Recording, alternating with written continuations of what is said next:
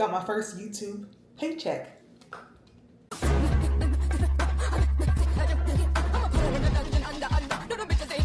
Yay! Welcome back to the channel. In today's video, we're just gonna talk a little bit about how much YouTube paid me in my first month of being monetized, as well as why you should continue to make videos even if you're not getting paid yet. I am getting paid at the moment. However, I wasn't when I reached 1,000 subscribers, even though I thought I would be getting paid immediately. It is what it is, but I just want to share that with you guys. So let's get started. Let's jump straight into the video. The reason why you guys clicked on it. I cannot stand clicking on one of these videos and we're 15, 20 minutes in and the person still has not gotten to the point of why we all clicked on the video, which is to know how much you made. So without further ado, let's get into how much YouTube paid me. We're gonna go straight in. We do things very differently over here on this channel. Let's just get started. Grand total, are you ready for this? My first YouTube paycheck, grand total, was $209.13.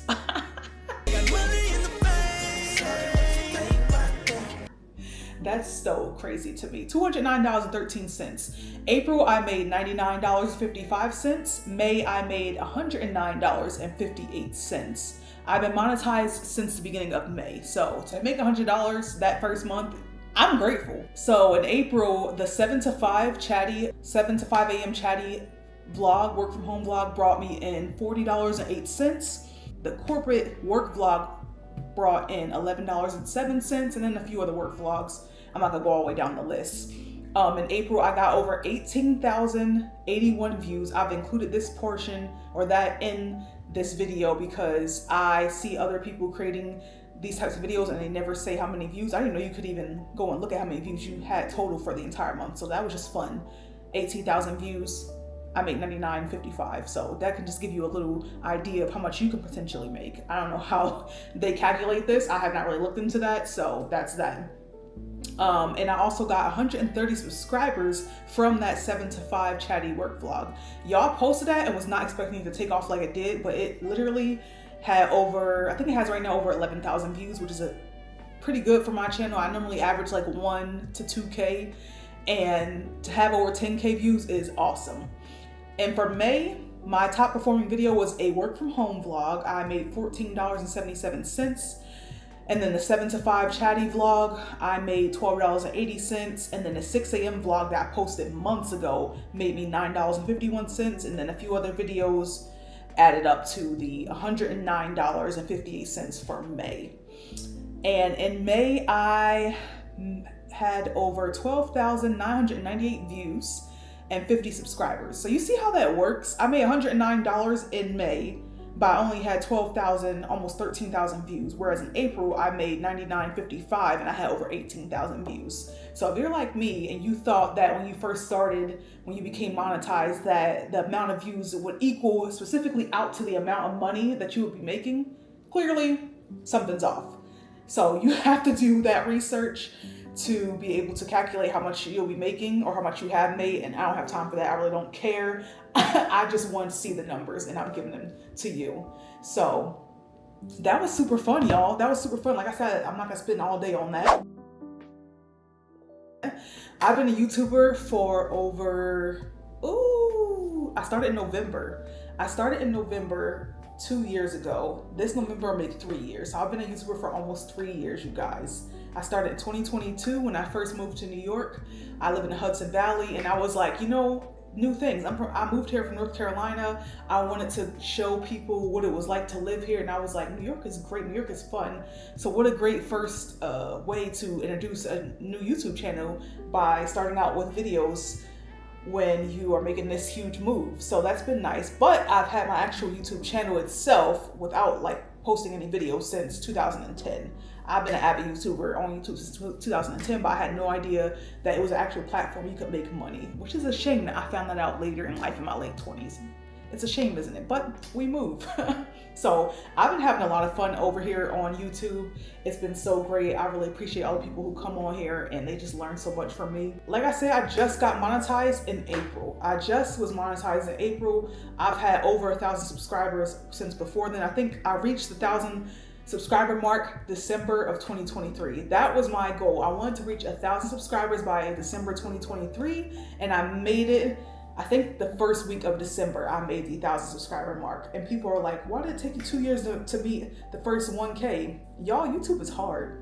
YouTube is so hard. It's so easy, at least for me, it's easy to make 1,000 followers on Instagram or TikTok or Twitter or one of those places versus YouTube. People do not understand the amount of hard work that goes into video editing and, you know, getting all your equipment, cameras, whatnot, lighting and all that stuff, microphones. It takes a lot. So it's super hard to reach 1,000 subscribers.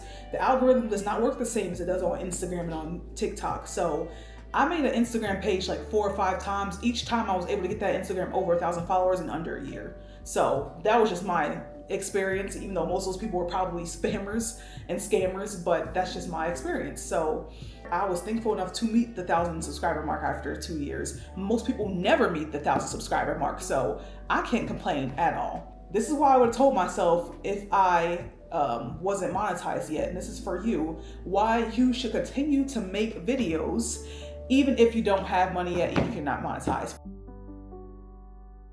The creative freedom. Producing your content of your own choice, of my own choice. Making videos that you like and that cater to you. So whatever your niche is, people are like niche down. I create videos of my work from home life, showing people me going into the office. I go into the office like once a month into New York City to commute, so I'm not stuck inside all day. I create videos, travel vlogs when I'm out of the country. Still never did that Korea vlog, sorry. I just posted one of Toronto.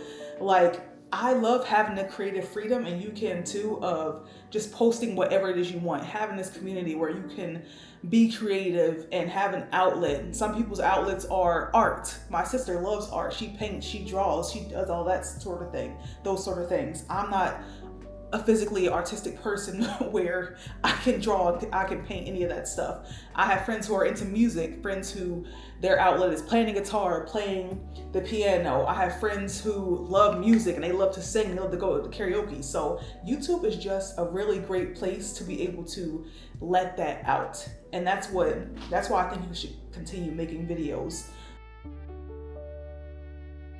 The flexibility of working from home eventually. If you're able to monetize your channel and grow it large enough where you're getting paid consistently and it's a reasonable amount to where you are able to live on your own, whether that be the travel, you can quit your 9 to 5, things like that. And it kind of goes into my third point as well, becoming your own boss. Some do this as a hobby, some do it for fun. You know, some as a side hustle or part-time. Others, I'm gonna look at my notes here. Others, you know, this is a career, a full-time job. They're able to work from home. They're able to work from wherever it is they are. Just think about that. And that's kind of what has helped me to keep posting. Not to say like, I'm really ready to leave my job, you know, which corporate, it kind of sucks, doesn't it?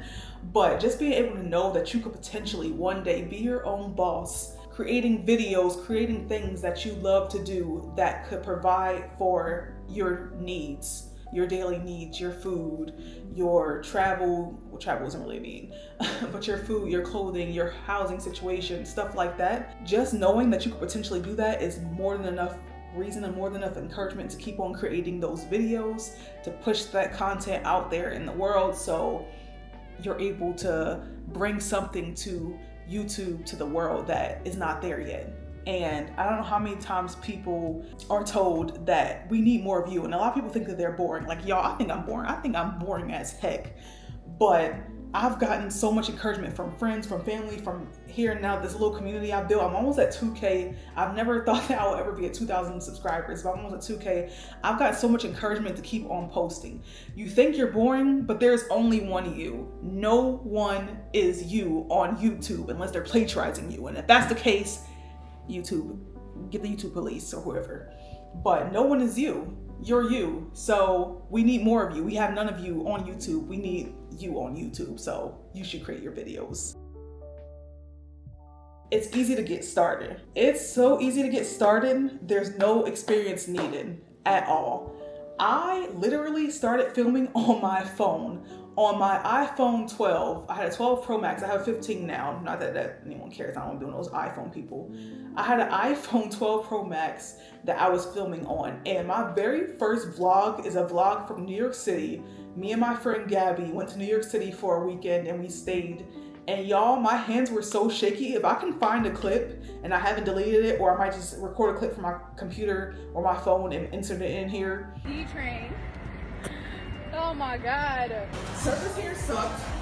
Service here sucked butt. So yeah, yikes. And the fact that I filmed that entire thing in portrait mode instead of landscape mode, I just gave myself the ick. I don't even like the word the ick. It gives me the ick. Disturbing. I'm hanging out with too many Gen Zers. Seeing how bad at it I was, seeing how bad of a vlogger I was, how I was not looking at the camera consistently, how shaky I was because I was scared of, oh, someone's seeing me record, someone's looking at what I'm doing. Who cares? Who cares? Let people look as long as they don't touch you. But just seeing how far I've come is crazy, but it's so easy to do. All you need is a little camera. It does not have to be a DSLR, which I do have one of those. It doesn't have to be a DSLR, mirrorless, any of that, GoPro or anything, which I do have the Osmo Pocket. I do highly recommend if you are looking for a camera and you have the funds. Osmo Pocket 3 is linked below. This is not sponsored, but I love the camera. But if you have just an iPhone or a regular, even an Android phones, their cameras are really high quality. Like that Google Pixel Pro and then that phone that flips in half, the quality is immaculate. You can use whatever and get started for free. All you need is a camera and something to edit on. Your phone, you can edit on your phone. I edited on my phone using the two main apps, using CapCut when it first came out. I'm not sure when it came out recently, but I love CapCut. They're my #1 editing app that I use on my phone.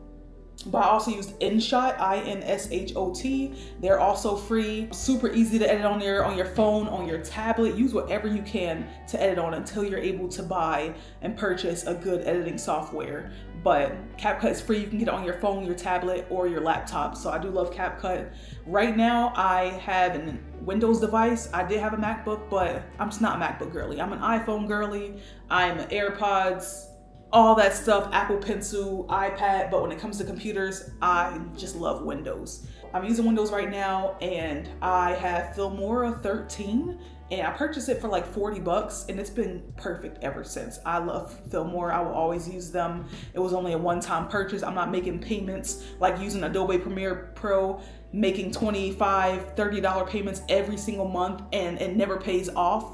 Like you're just consistently giving them this money. I was like, no, can we not pay for something, a one and done it, pay for something? So that's why I love Filmora, and they have a lot of help, and it's so easy to use. That's another thing about Premiere Pro. For me, it was kind of difficult. I didn't really want to learn about it. I also recommend if you have a MacBook Final Cut Pro, I think that's $300. One-time purchase of $300, which is kind of hefty, especially after you pay for a phone or a camera or whatever. You might not have an extra $300, but if you do have it lying around, I love Final Cut Pro, and it's a one and done. It's not a consistent payment. You can just pay it $300 and be done with it. They also have iMovie, which comes with the MacBook as well, which was pretty great for the first few months of me creating, and then it just was there wasn't a lot of things on there that Final Cut Pro had, and I feel like it was kind of slower. The software was slower than Final Cut Pro, so I eventually had to move on to Final Cut Pro. But again, it's super duper easy to start. All you need is a good camera. You can get one on Amazon too, by the way, for like $100. I don't know how good it is, but it's 4K, and I be seeing that all over the place.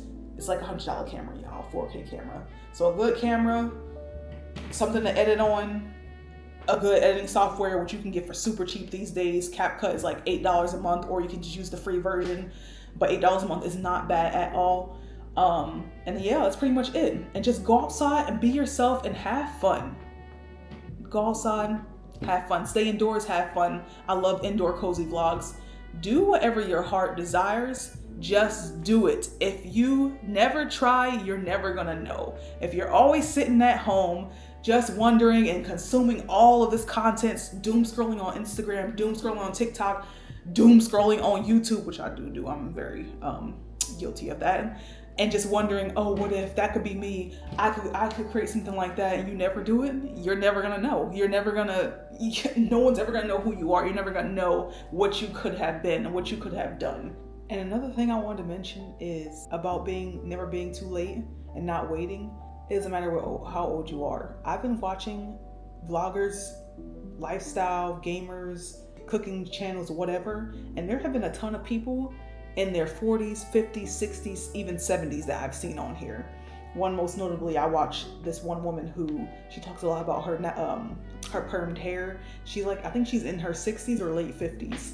Absolutely gorgeous woman. Another one I've been really into lately is 30s vlogs, 40s vlogs. Even the one woman who was, I think she was 70, and there was a video that just randomly showed up on my For You page, and I clicked on it and I was looking at all her other videos, and she likes gardening and all types of stuff, and she's just so cute. I also love to watch little old men go fishing. It's the most adorable thing. It's so soothing. Most of you guys don't know this about me, but I absolutely love fishing. It's so therapeutic to me, even though it's boring for others, but I love watching other people fish. I love to hear what they talk about. And I just love watching these little old guys when they're doing something that they just love so much. So it's never too late, no matter the age, no matter what you look like. That's just what I have to give to you guys. I really love doing this, and I love y'all watching. And hopefully you got something from this. I don't know, I'm a little crazy, a little weird, but I tried. Anyways, thank you guys so much for tuning into this little video. Do subscribe if this interests you, or just check out my other stuff. You don't even have to subscribe, just check out my stuff. Just give me the view. But seriously, thank you guys for watching. I'll see y'all in the next video. Bye.